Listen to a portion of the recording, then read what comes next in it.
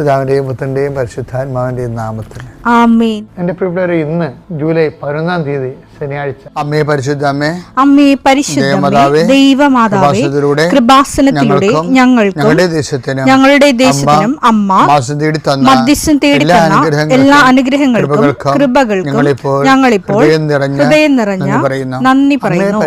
അമ്മേ പരിശുദ്ധമേ, ദൈവമാതാവേ, 2004 ഡിസംബർ 7 ഉച്ചകഴിഞ്ഞ് 2:30 കൃപാസനത്തിൽ സംഭവിച്ച അമ്മയുടെ പ്രത്യക്ഷപ്പെടലിനെ കുറിച്ച് തിരുസഭയ്ക്ക് സമർപ്പിച്ചിരിക്കുന്ന പഠനരേഖകളുടെ മേൽ സഭാത്മകമായ പഠനം ആരംഭിക്കുവാൻ ഞങ്ങൾ പ്രാർത്ഥിക്കുന്നു.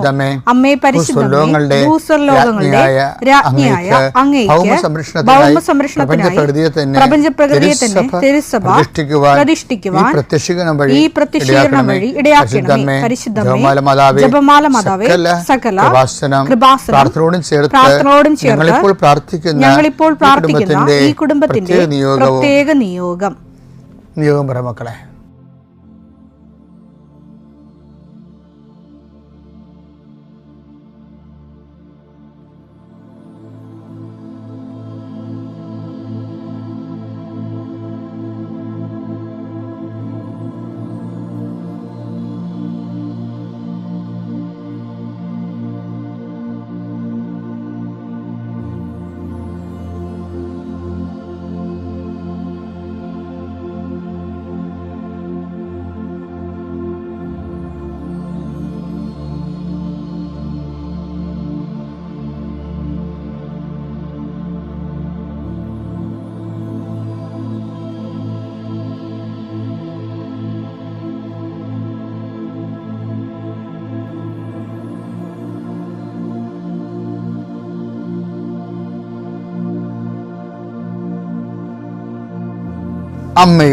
അമ്മയുടെ പ്രത്യക്ഷീകരണത്തിന്റെ ഈ അനുഗ്രഹവേളയിൽ ഞങ്ങൾക്ക് സാധിച്ചു തരുവാൻ കനിയണമേ. ആമേൻ. വിശ്വാസ പ്രമാണം. സർവശക്തനായ പിതാവും ആകാശത്തിന്റെയും ഭൂമിയുടെയും സൃഷ്ടാവുമായ ദൈവത്തിൽ ഞാൻ വിശ്വസിക്കുന്നു. അവിടുത്തെ ഏകപുത്രനും ഞങ്ങളുടെ കർത്താവുമായ ഈശോമിശിഹായിലും ഞാൻ വിശ്വസിക്കുന്നു. ഈ പുത്രൻ പരിശുദ്ധാത്മാവിനാൽ ഗർഭസ്ഥനായി കന്യകാമറിയത്തിൽ നിന്ന് പിറന്ന് പൊന്തിയോസ് പീലാത്തോസിന്റെ കാലത്ത് പീഡകൾ സഹിച്ച് കുരിശിൽ തറയ്ക്കപ്പെട്ട് മരിച്ച് അടക്കപ്പെട്ട് പാതാളങ്ങളിൽ ഇറങ്ങി മരിച്ചവരുടെ ഇടയിൽ നിന്ന് 3-ാം നാൾ ഉയർത്ത് സ്വർഗത്തിലേക്ക് എഴുന്നള്ളി സർവശക്തിയുള്ള പിതാവായ ദൈവത്തിന്റെ വലതുഭാഗത്തിരിക്കുന്നു. അവിടെ നിന്ന് ജീവിക്കുന്നവരെയും മരിച്ചവരെയും വിധിക്കുവാൻ വരുമെന്നും ഞാൻ വിശ്വസിക്കുന്നു. പരിശുദ്ധാത്മാവിലും ഞാൻ വിശ്വസിക്കുന്നു. വിശുദ്ധ കത്തോലിക്കാ സഭയിലും പുണ്യവാന്മാരുടെ ഐക്യത്തിലും പാപങ്ങളുടെ മോചനത്തിലും ശരീരത്തിന്റെ ഉയർപ്പിലും നിത്യമായ ജീവിതത്തിലും ഞാൻ വിശ്വസിക്കുന്നു. ആമേൻ. സ്വർഗ്ഗസ്ഥനായ ഞങ്ങളുടെ പിതാവേ, അങ്ങയുടെ നാമം പൂജിതമാകണമേ. അങ്ങയുടെ രാജ്യം വരണമേ. അങ്ങയുടെ തിരുമനസ് സ്വർഗത്തിലെ പോലെ ഭൂമിയിലും ആകണമേ. അന്നു വേണ്ടുന്ന ആഹാരം ഇന്ന് ഞങ്ങൾക്ക് തരണമേ. ഞങ്ങളോട് തെറ്റ് ചെയ്യുന്നവരോട് ഞങ്ങൾ ക്ഷമിക്കുന്നത് പോലെ ഞങ്ങളുടെ തെറ്റുകൾ ഞങ്ങളോടും ക്ഷമിക്കണമേ. ഞങ്ങളെ പ്രലോഭനത്തിൽ ഉൾപ്പെടുത്തരുതേ, തിന്മയിൽ ഞങ്ങൾ രക്ഷിക്കണമേ. ആമേൻ. നന്മ നിറഞ്ഞ മറിയമേ, സ്വസ്തി. കർത്താവ് അങ്ങയുടെ കൂടെ സ്ത്രീകളിൽ അങ്ങ് അനുഗ്രഹിക്കപ്പെട്ടവളാകുന്നു. അങ്ങയുടെ ഉദരത്തിൻ ഫലമായി ഈശോ അനുഗ്രഹിക്കപ്പെട്ടവനാകുന്നു. പരിശുദ്ധ മറിയമേ, തമ്പുരാന്റെ അമ്മേ, പാപികളായ ഞങ്ങൾക്ക് വേണ്ടി ഇപ്പോഴും ഞങ്ങളുടെ മരണസമയത്തും തമ്പുരാനോട് അപേക്ഷിക്കണമേ. ആമേൻ. കർത്താവിന്റെ ഉന്നതമായ നാമത്തിന് സ്വസ്ഥം ചെയ്യും. കർത്താവിന്റെ വിശുദ്ധ പൗരോഹിത്യത്തെ മഹത്വപ്പെടുത്തണമേ. കർത്താവ് സഭയിലുള്ള സാന്നിധ്യം പ്രകടമാക്കണം.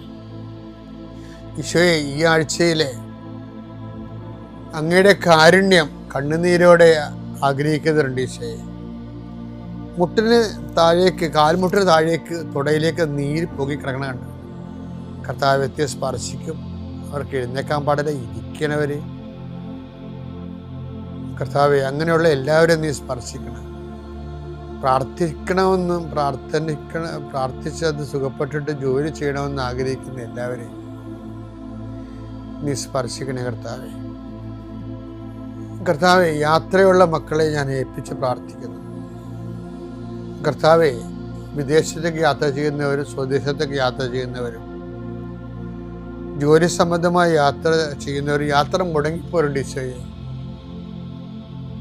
കാലുകൾ ഉദച്ചും വാഹന അപകടത്തിലും മരത്തിൽ നിന്ന് വീണും പലരും ഈ ദിവസങ്ങളിൽ അവരുടെ ഫോട്ടോയും കൂടെ എൻ്റെ അടുത്ത് വന്ന് അവരെല്ലാം ഞാനിപ്പോൾ ഓർത്ത് പ്രാർത്ഥിക്കണം.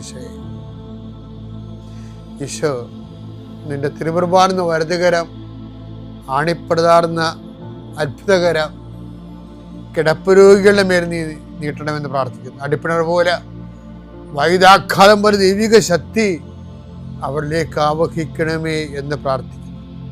നീ പോകുന്നിടത്തെല്ലാം നിന്റെ കൂടെ ഞാനുണ്ടാകുന്ന നല്ല ചില കർത്താവേ, നിന്റെ ചൈതന്യം അവരിലേക്ക് ആവശ്യിക്കുകയും എൻ്റെ പ്രാർത്ഥനയിൽ ആശ്രയിച്ചിരുന്ന് പ്രാർത്ഥിക്കുമ്പോൾ എൻ്റെ കാര്യം അച്ഛൻ പറഞ്ഞില്ലല്ലോ എന്ന് ഓർത്ത് ഇപ്പം സങ്കടപ്പെടുന്നവരെ അവർ മനസ്സിൽ വിചാരിക്കുന്ന കാര്യത്തിൻ്റെ മേലെ മാതാവിൻ്റെ മധ്യസ്ഥത്തിൽ യേശു നാമത്തിലെ വിടുതൽ ലഭിക്കട്ടെ. പിതാപുത്രനും പരിശുദ്ധാത്മാവിനെ നീക്കുവാമേ. കഴിഞ്ഞ ദിവസങ്ങളിലൊക്കെ നമ്മൾ രമ്യ വർഗീസിനെ കുറിച്ച് പറഞ്ഞു. രമ്യ വർഗീസിൻ്റെ സാക്ഷ്യത്തിലെ ചില ജീവിത നിരീക്ഷണങ്ങളുണ്ട്. ഇപ്പോൾ ഈ എഡ്യൂക്കേറ്റഡ് ആയിട്ടുള്ള ആൾക്കാർ സാക്ഷ്യം പറയുമ്പോൾ അവരാണ് ഇങ്ങനെ ഈ ഉടമ്പടി is a way of life, covenant is a way of life എന്നൊക്കെ പറയണത്. അല്ല, ജോസഫച്ചൻ പറഞ്ഞു കൊടുത്തതല്ല അവരോട്. അവർ ജീവിച്ചു വന്നപ്പോൾ അവർക്ക് മനസ്സിലായി ഇതൊരു ജീവിത വഴിയാണ്, ജീവിത രീതിയാണ്.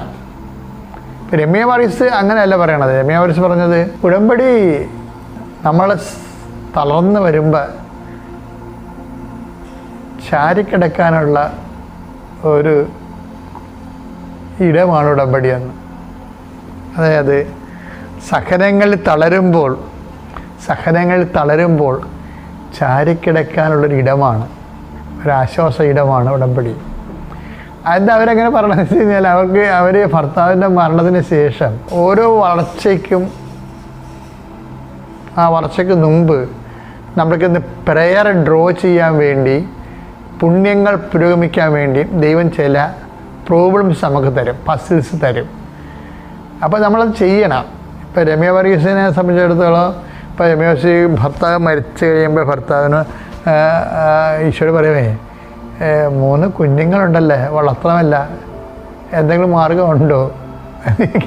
അത് ഇവർക്കൊക്കെ ഒരു ഗുണമെന്ന് പറയുന്നത് ഇവർക്ക് കർത്താവുമായിട്ട് അവർ കമ്മ്യൂണിക്കേറ്റ് ചെയ്യുന്നുണ്ട്. എനിക്കറിയാവില്ല, ദൈവത്തിൻ്റെ ബന്ധത്തിൽ ഇപ്പോൾ ഈ ഉടമ്പടി നാളെ നമ്മളെ സാക്ഷികളെ കേട്ടവർക്ക് മനസ്സിലായത് ഒത്തിരി മനുഷ്യർ അവളുടെ ഒരു വീട്ടിലെ അംഗത്തെ പോലെയാണ് അമ്മയുടെ കൂടെ ജീവിക്കുന്നത്. അമ്മയുടെ കൂടെ അവർ ഡയറക്റ്റായിട്ട് സംസാരിക്കുന്നു. അവിടെ അമ്മ വേണമെന്നില്ല, അമ്മയുടെ ചിത്രം പോലും വേണമെന്നില്ല. പക്ഷെ അമ്മ കേൾക്കുന്നുണ്ടെന്നവർക്ക് അവിടെ മനസ്സ് അവരോട് പറഞ്ഞുകൊണ്ടിരിക്കും, നീ പറ, അമ്മ കേൾക്കുന്നുണ്ട് എന്ന് പറയും. അങ്ങനെ ഒരു വലിയ ബന്ധം ഈ ആൾക്കാരുമായിട്ടുണ്ട്. അപ്പോൾ രമ്യ പറഞ്ഞ് കുഞ്ഞുങ്ങളും 3 ഉണ്ടല്ല, എന്നെ വളർത്തണ്ടേ, ഞാൻ എന്ത് ചെയ്യുമെന്ന് ചോദിച്ചു.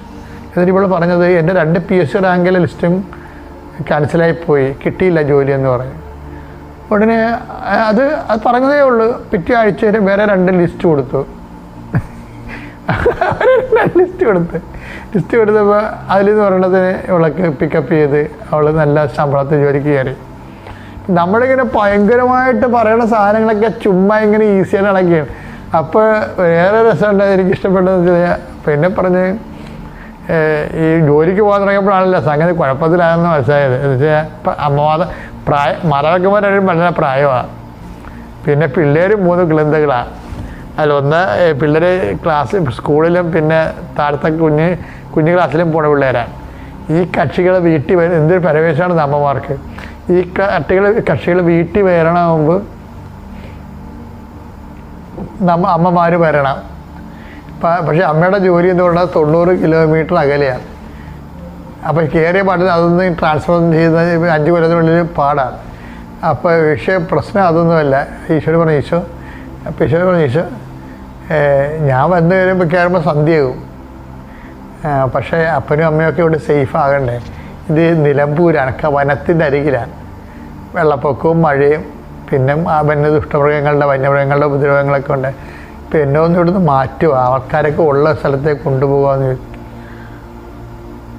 അപ്പോൾ പറഞ്ഞപ്പോൾ അനിയത്തി വിളിച്ച്, ചേച്ചിക്കൊരു വീഡിയോ ഞങ്ങൾ കണ്ടിട്ടുണ്ട് കേട്ടോ, ചേച്ചി വന്ന് നോക്കുമെന്ന് പറയും. അപ്പോൾ ഇവർ തമ്മിൽ കമ്മ്യൂണിക്കേഷൻ ഉണ്ടോ നമുക്കറിയത്തില്ല. അവിടെ വർത്തമാനം കേട്ട് കഴിഞ്ഞാൽ കമ്മ്യൂണിക്കേഷൻ ഇല്ല. ഇവരിതിനു വേണ്ടി ചെയ്യുന്നത് പെട്ടെന്നാണ് സംഭവം. പിന്നെ ടൗണിൽ പെട്ടെന്ന് വീട് കണ്ടപ്പോൾ തന്നെ രമ്യക്ക് ഇഷ്ടപ്പെട്ടു. കർത്താവ് സെലക്ട് ചെയ്യുന്ന വീട്. അപ്പോൾ കൊണ്ട് ഉപ്പ് ഇട്ടേച്ചും ഉടമ്പടി ഉപ്പ് ഇട്ടേച്ചും പറഞ്ഞ് എൻ്റെ അവകാശമല്ല, എൻ്റെ അവകാശം എഴുതി നിനക്ക് തരണമെന്ന് പറഞ്ഞു. ആർക്ക്? ഈശോയ്ക്ക്. വീട് നിൻ്റെ ഉടമസ്ഥയിലാണ്. അവരിങ്ങനെ അവരിങ്ങനെ ജീവിക്കണം. അച്ഛൻ അങ്ങനെ ജീവിക്കണം കുറേ മനുഷ്യരുണ്ട് കർത്താവുമായിട്ട്. ഉടമ്പടി ഏറ്റവും വലിയ വിഷയം നല്ലൊരു പെർഫെക്റ്റ് റിലേഷനിലേക്ക് ദൈവമായിട്ട് വരുന്നു എന്നുള്ളതാണ്. കാര്യം ഉടമ്പടിയിൽ ഉള്ള കാര്യങ്ങൾ തന്നെ വൃത്തിമേനായിട്ട് ചെയ്താൽ തന്നെ നമ്മൾ ഓട്ടോമാറ്റിക്കായിട്ട് നല്ല റിലേഷനിലേക്ക് വരും ദൈവമായിട്ട്. കമ്മ്യൂണിക്കബിൾ ജോസഫച്ചൻ അതിനെ വിളിക്കുന്നത്, ഞാൻ അതിനെ വിളിക്കുന്നത് കമ്മ്യൂണിക്കബിൾ റിലേഷൻ എന്നാണ്. റിലേഷനൊക്കെ ഒത്തിരി ഉണ്ട്. ആൾക്കാർക്ക് പാസീവ് ഉണ്ട്, ആക്റ്റീവ് ഉണ്ട്. കമ്മ്യൂണിക്കബിൾ റിലേഷൻ എന്ന് പറയുന്നത് നമ്മൾ സംസാരിച്ച ദൈവം സംസാരിക്കുക ഇങ്ങോട്ട്. പുറപ്പാട് 33:11 അതിമനോഹരമായ ഒരു വചനമുണ്ട് ഇതുമായിട്ട് ബന്ധപ്പെട്ട്. അത് വായിച്ചത് സ്നേഹിതനോടെന്ന പോലെ കർത്താവ്. കേട്ടോ, സ്നേഹിതനോടെന്ന പോലെ കർത്താവ്. ഇത് ഏത് കർത്താവാണെന്ന് അറിയാമോ? ഈശോ കർത്താവല്ലേ. ഇത് പിതാവായ ദൈവമാണ്. പിതാവ് ദൈവം വെച്ചാൽ മോസ്റ്റ് റിസർവ്ഡാണ്. പക്ഷെ മോസസിനോട് എന്താണ് സംഭവിച്ചിരിക്കുന്നത്? മോസസിനോട് എന്ത് ചെയ്യുന്ന പറഞ്ഞാൽ കർത്താവ് മോശയോട് മുഖാഭിമുഖം സംസാരിച്ചിരുന്നു. അപ്പായിക്ക് ഇന്നും റിസർവേഷൻ ഒന്നുമില്ല. നമ്മളപ്പ നിത്യതയുമായിട്ട് മാത്രം നമ്മൾ നിത്യതയെ കോൺസെൻട്രേറ്റ് ചെയ്താണ് നമ്മളുടെ ഒരു പൂർണ്ണമായ എല്ലാ മൂവ്മെൻറ്റ്സും നിത്യതയെ കോൺസെൻട്രേറ്റ് ചെയ്തുകൊണ്ടാണ് നമ്മൾ ജീവിക്കണത്, മറ്റുള്ളവർ ജീവിപ്പിക്കണമെന്ന് അപ്പായിക്ക് തോന്നിയാൽ അപ്പോൾ മോസസിൻ്റെ കാലത്തെ പോലെ നമ്മൾ കമ്മ്യൂണിക്കബിൾ ആകും. പക്ഷേ വിഷയം നിത്യതയായിരിക്കണം. കാര്യം നമ്മൾ നിത്യതയെക്കുറിച്ച് പറയുമ്പോൾ അപ്പയെ സംബന്ധിച്ചിടത്തോളം അപ്പ അത് കൗണ്ട് ചെയ്യണത് നമ്മൾ ഈശോയെ മഹത്വപ്പെടുത്തുക എന്നുള്ളതാണ്. ഈശോയെ മഹത്വപ്പെടുത്തുമ്പോൾ അപ്പയുടെ പദ്ധതിയാണല്ലോ ഈശോ. അപ്പോൾ ഓട്ടോമാറ്റിക്കായിട്ട് ആ മഹത്വം അപ്പയ്ക്ക് കിട്ടണം. അപ്പം അതുകൊണ്ട് പിന്നെ അങ്ങനെ വരുമ്പോൾ അപ്പ നമ്മളോട് ഇൻട്രാക്ട് ചെയ്യാൻ തയ്യാറാവും. അപ്പം അത് ആ ഉടമ്പടിയിലുണ്ടാകുന്ന ഏറ്റവും വലിയ സാധ്യത എന്ന് പറഞ്ഞാൽ കമ്മ്യൂണിക്കബിൾ പ്രസൻസാണ്.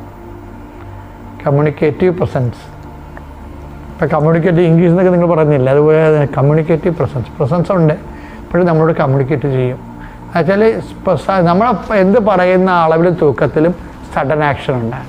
അത് കമ്മ്യൂണിക്കേറ്റീവ് പ്രസൻസ് എന്ന് പറയുന്നത്. അപ്പം രമ്യ വർഗീസ് അതിൻ്റെ ഒരു ആ അനുഭവതലത്തിലേക്ക് വന്ന് നിങ്ങൾക്കും എല്ലാം ഇതിന് ഉടമ്പടിക്കെല്ലാം ആ സാധ്യതയുണ്ട്. അതാണ് ഞാൻ സാധ്യത പ്രയോജനപ്പെടുത്തണമെന്ന് പറഞ്ഞത്. പിതാവിൻ്റെയും പുത്രൻ്റെയും പരിശുദ്ധാത്മാവിൻ്റെയും നാമത്തിൽ.